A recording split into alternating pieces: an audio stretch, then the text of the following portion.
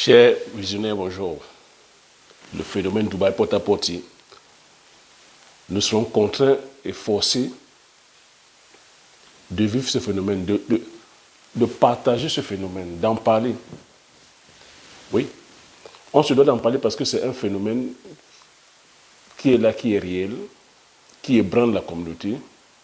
Mais j'ai envie de dire aussi, on ne va pas aussi éclipser les faits majeurs qui sont là. On ne va pas éclipser les événements, les enjeux cruciaux qui sont là, qui nous menacent, tels que le sous-équipement en Afrique, la crise alimentaire, les difficultés sur le plan économique, le déficit sur le plan de l'éducation. Donc, vous voyez qu'aujourd'hui, avec ces plateformes-là, je suis obligé, je me dois de me confesser. Ce que je suis en train de constater aujourd'hui, si on ne met pas Dubaï porte-à-porte, les vidéos n'auront pas de portée. Nous diffusons sur des plateformes aujourd'hui qui ne nous appartiennent pas. Je vous ai fait comprendre que YouTube, c'est un algorithme. L'événement en tant que du moment, c'est Dubaï porte-à-porte. Dès que l'algorithme se rend compte que c'est ce que les personnes veulent voir ou veulent écouter, l'algorithme privilégie plutôt tous les titres parlant de Dubaï porte-à-porte. Cet algorithme n'est pas là pour peser la quintessence. L'algorithme n'est pas là pour savoir est-ce que c'est moral ou c'est immoral ce qui se passe, ou ce qui se dit, ou ce qui se voit. Est-ce que ça apporte ou ça apporte de la valeur aux personnes qui regardent ces vidéos? YouTube n'est pas là que pour faire notre éducation ou pour faire votre éducation. YouTube, c'est une chaîne commerciale. À partir du moment où ces vidéos sont vues par le plus grand nombre, c'est du pain béni pour eux. À partir du moment où ces vidéos sont vues, ça veut dire que les plages publicitaires, ils pourront dire que voilà, vendre des plages publicitaires aux annonceurs. C'est comme ça que YouTube fait pour gagner son argent. Donc, vous voyez que nous qui venons avec des vidéos sérieuses, et c'est un fait que je dénonce depuis pratiquement 2 ans, que nous qui sommes là à parler avec des sujets tels que sérieux, le développement, le business, les affaires, nous qui sommes là à sensibiliser, à moraliser que la communauté, nos vidéos, ces vidéos n'ont pas de grande portée. Parce que les personnes sont portées plutôt sur des vidéos de Ndjapap, de Congossa, de collage de petites, de Mugupan. Des vidéos qui n'élèvent pas en fait. Des vidéos qui sont là à abrutir la population. Et cette même population-là aujourd'hui à s'indigner. Cette même population-là aujourd'hui a indexé ces influenceuses. Cette même population sont là aujourd'hui à faire la chasse à la sorcière, alors que c'est vous qui les avez érigées. Je continue à répéter, c'est vous qui les avez érigées. Nous sommes obligés aujourd'hui de porter, de mettre des titres Dubaï porte-à-porte, de porter, de parler. Oui, on se doit les sensibiliser, mais il ne faudrait pas nous maintenir dans la bassesse. Parce qu'il y a des enjeux qui sont là. Donc, je mettrai tel que Dubaï porte-à-porte pour que l'algorithme YouTube puisse diffuser la vidéo à mes semblables. Une fois de plus, encore, c'est la stratégie. Donc, le thème ici, c'est avant de se lancer, avant de vouloir aller investir dans le domaine de l'industrie, la transformation, tel que ça peut être industrie agroalimentaire, ça peut être l'industrie de la transformation, il faudrait d'abord penser sur le facteur majeur qui est là, qui est l'énergie. Voilà, c'est-à-dire que des thèmes comme ça où j'invite les influenceurs, les influenceuses à parler dessus. Nous avons que des défis majeurs comme ça sur l'industrie. L'Afrique n'est pas industrialisée. Nous ne transformons rien. Si on avait des industries, on serait en train de créer des emplois, on serait en train d'occuper un grand nombre de personnes, de jeunes, qui sont là oisifs et oisives. Même si tu dis que c'est Certains ont des fois des dérives, mais au moins sur le plan de l'emploi, on s'est en train de faire du plein emploi. Et on ne peut pas parler ici d'industrie tant que nous ne sommes pas autonomes sur le plan énergétique. Donc c'est un dossier, un sujet sur lequel chaque Africain, on se devrait aujourd'hui de porter ces problématiques-là. Au lieu de faire du buzz sur la plastique, à faire du buzz sur le sexe, à faire du buzz sur la vie privée des personnes. En quoi tu as dit que c'est la vie qu'elle mène un frein pour le développement, tu as dit que pour l'Afrique? En quoi tu as dit que jeter en pâture ces personnes pourra permettre l'Afrique de se développer? Si ce n'est qu'on est encore en train de noyer dans la bassesse, en train et je répète encore, c'est de la présomption d'innocence. On est là, on parle depuis, personne n'apporte des preuves claires et concrètes. On sait qu'elles ont trempé. De par leur attitude, vous voulez quoi? Qu'elles viennent encore dire oui, oui, oui, j'ai fait, oui, j'ai ouvert ma bouche. On sait de par leur attitude, de par leur comportement. Elles sont là à se justifier. Ce n'est pas déjà assez suffisant comme ça pour savoir qu'elles se reprochent de quelque chose?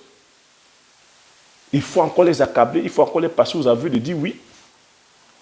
Donc la maturité demande qu'une fois on a compris ça, on apporte maintenant plutôt, on cherche plutôt à comprendre où est-ce que la société a failli, où est-ce que nous avons failli, où est-ce que, c'est-à-dire que je veux dire, sur le plan familial, où est-ce qu'on a failli. Et qu'on tire les leçons et que ça ne se répète pas. Si c'est la société qui a failli, c'est quoi?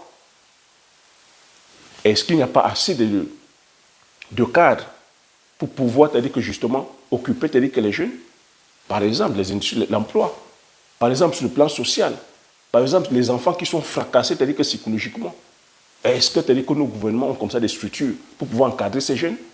Est-ce qu'on a assez de sociologues, de psychologues pour pouvoir accompagner les jeunes? Est-ce qu'on a des cadres prévus pour des personnes qui sont sur le plan psychique, fracassées, où on peut les sortir dans le cadre familial et s'occuper de ces et apporter réparation? C'est autant de questionnements. Il faut se questionner. Et comme d'habitude, nous sommes sur le coup de l'émotion. Comme d'habitude, c'est les mêmes personnes, c'est les acteurs qui se transforment en bourreaux, ou c'est les bourreaux qui se transforment. On a aujourd'hui comme ça, on nous prend en otage, ils sont là à faire le règlement de compte. Donc, chers Africains, sortez de ces bassesses-là. Je vous ai dit, soyez maintenant aujourd'hui exigeants. Nous avons des enjeux qui sont là, qui nous imposent le sérieux, qui nous imposent le travail, qui nous demandent à la réflexion, qui nous demandent d'aller chercher les connaissances. Parce que quand je parle d'industrie, je parle de technologie. Ça nous demande d'aller chercher l'expertise, ça nous demande d'aller chercher la connaissance. Ce n'est pas en étant dans la bassesse, ce n'est pas en étant, c'est-à-dire, voilà, je vais dire, dans cette bassesse qu'on pourra, relever ce challenge-là. Aujourd'hui, nous sommes en train de parler de comment est-ce qu'on pourra substituer la farine de blé à la farine de manioc, à la farine de patate, à la farine d'igname, à la farine de plantain, à la farine de blé, de sorgho, à la farine de mil. Donc ça demande aujourd'hui qu'on produise, nous sommes déjà dans la production, ça demande encore qu'on produise massivement, qu'on fasse des plantations, c'est-à-dire que voilà, à perte de vue de manioc, à perte de vue de banane plantain, à perte de vue de blé, autant pour moi, de sorgho, à perte de vue de mil, à perte de vue d'igname. Mais une fois on a produit ça, il faudrait bien qu'on passe à la transformation. Et vous savez que passer à la transformation, ça demande une industrie, et une industrie, ça demande de l'énergie. Est-ce que tu as dit que nos pays, est-ce que nous sommes autonomes sur le plan énergétique? Non, nous ne sommes pas autonomes sur le plan énergétique. Donc, avant de vouloir aller se lancer dans le domaine industriel, il faudrait d'abord penser sur le plan énergétique. Donc, il ne faudrait pas aller mettre la charrue avant les bœufs, après commencer à dire, ben, on ne peut pas s'industrialiser, on a lancé l'industrie, il n'y a pas de lumière. Non, il faudrait d'abord penser en amont. Aujourd'hui, nous avons plusieurs modes de forme d'énergie. Hein. La plupart de nos pays, moi au Cameroun par exemple, on est béni parce qu'on est entouré de cours d'eau. On a l'énergie hydrique par les barrages hydroélectriques. Il est aberrant aujourd'hui qu'on soit en train de souffrir de problèmes énergétiques. On a des cours d'eau. Mais le souci, c'est quoi sur le plan stratégique? Est-ce que tu as dit que nos gouvernements sont assez stratèges? Je n'ai pas envie d'accuser le gouvernement, mais je voudrais ici, oui, le gouvernement a sa part de responsabilité, hein, mais je dis, on ne va pas rester indéfiniment à accuser, parce que c'est stratégique aussi. Quelles sont les sociétés qui gèrent nos énergies telles qu'en Afrique? Il a encore besoin que sur le plan stratégique, des postes régaliens comme ça, qu'on donne ça aux sociétés étrangères. Vous pensez que c'est quoi leur politique? Est-ce que leur politique serait à favoriser l'industrialisation sur le plan local? Non, ils vont favoriser, tel que sûrement, que ce soit, tel que les étrangers, je ne rentre pas encore dans la théorie du complot, hein, mais quand on parle de stratégie, des postes régaliens comme ça, on ne devrait pas donner ça aux entreprises étrangères. Mais toi maintenant, en tant que particulier, si tu veux venir te lancer dans le domaine industriel, il faudra penser aujourd'hui à l'énergie solaire, par exemple. Rien ne t'empêche de développer, c'est-à-dire voilà, l'énergie solaire par les panneaux photovoltaïques. Tu peux, c'est-à-dire que voilà, coupler l'énergie locale, donc l'énergie hydrique de chez toi, avec tes panneaux solaires.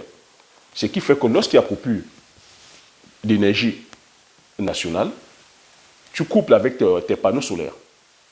Ça, c'est faisable. On a le soleil à gogo. Tu peux aussi utiliser aujourd'hui l'énergie thermique. L'énergie thermique aujourd'hui, c'est à ta portée. Donc, ça veut dire que tout ce qui est déchets, c'est-à-dire que machins végétaux, organiques, tout ce qui est matière sèche là. Par exemple, nous qui sommes dans le domaine agricole, tous tes résidus, c'est-à-dire que voilà, agricoles, tu les sèches, tu les brûles, et en créant la chaleur, cette chaleur-là, on peut la transformer en électricité. Donc tu vois que ça va faire tourner tes machines. Tu seras autonome sur le plan énergétique. Donc c'est l'énergie thermique. Donc, provenant de la source de chaleur. Cette chaleur-là, on la transforme en électricité. C'est possible. Donc j'invite aussi aujourd'hui nos ingénieurs qui sont là à se mettre au travail, à proposer des solutions. Il y a des solutions. On a aussi l'énergie aujourd'hui, le gaz, le biogaz, par la méthanisation. Pareil, toi qui vas faire ton champ de manioc, tu veux créer une industrie de transformation puisqu'on demande de produire la farine. Tu peux être autonome sur le plan énergétique. Ça veut dire quoi? Ton manioc, lorsque tu produis, que tu ramènes à l'usine, pour faire tourner tes machines, avec les épluchures de ton manioc, les peaux du manioc, tu peux créer, c'est-à-dire que ce qu'on appelle un biodigesteur, donc c'est une grosse fosse. C'est une technique qui est aujourd'hui, qui fait ses preuves. Hein. Ici en Occident, ça fait ses preuves. En Afrique même, ça se fait. Tu crées, c'est-à-dire qu'on crée une grosse fosse où tu vas compacter, c'est-à-dire que toute la matière végétale, dont les peaux, même les eaux usées, dont les eaux de fermentation, là, tu verses dedans, en fermentant les bactéries, c'est-à-dire en décomposant, c'est-à-dire que c'est cette matière végétale et organique, ça va créer du gaz, ce gaz qui est le méthane. Donc tu peux avoir le gaz, par exemple, pour faire chauffer certaines de tes plaques. S'il faut faire chauffer, sécher tes farines, ça ne peut être pas le gaz. Le même gaz, on peut le transformer en électricité pour pouvoir faire tourner les machines. C'est des choses qui sont faisables. Donc il ne faudrait pas qu'on reste là coincé à dire, bon voilà, le gouvernement n'a pas fait ci, le gouvernement n'a pas fait ça. Mais sur le plan individuel, c'est quelque chose qui se doit d'être pensé. J'ai parlé ici de l'énergie hydrique. Donc par les barrages, c'est costaud, ça demande des sommes colossales. Ça, je ne vais pas t'avancer là-dessus.